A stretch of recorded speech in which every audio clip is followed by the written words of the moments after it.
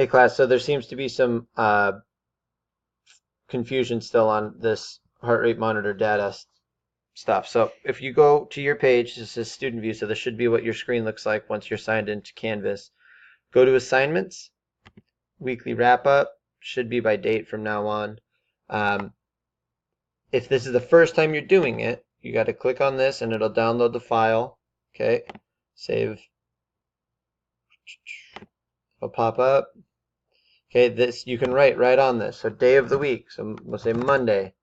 Date, 4/16. Activity, intro to heart rate monitor. Remember, all this information is on the emails that I've been sending out after class. If you haven't been getting those, let me know. We'll problem solve that together. But you're going to put in all your minutes. So, maybe you had 12 minutes in blue. Hopefully you had 25 in yellow, something like 13 in the red. And then this would be 28. You just fill in all the stuff from the past week. Then you kind of do some analysis of it, looking at the big picture, and then, just a little short response. I'm not looking for a lot. Okay, keep it short and sweet in here. I just want you guys looking at it and thinking about your past week in class. Okay, so once you write that in, now you're going to save it again. Save as.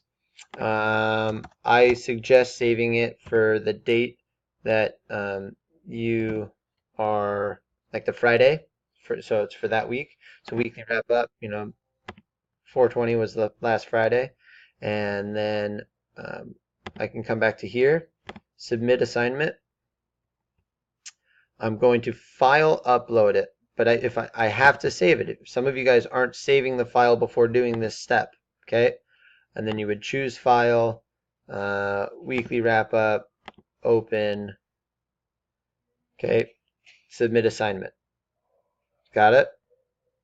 Now for the other one, understanding your data. You can leave this page.